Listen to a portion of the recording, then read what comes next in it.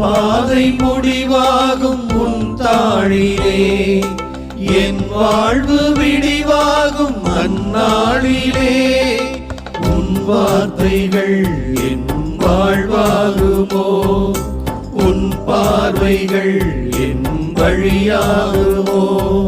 என் பாதை முடிவாகும் உன் தாழிலே, என் வாழ்வு விடிவாகும் அந்நாளிலே.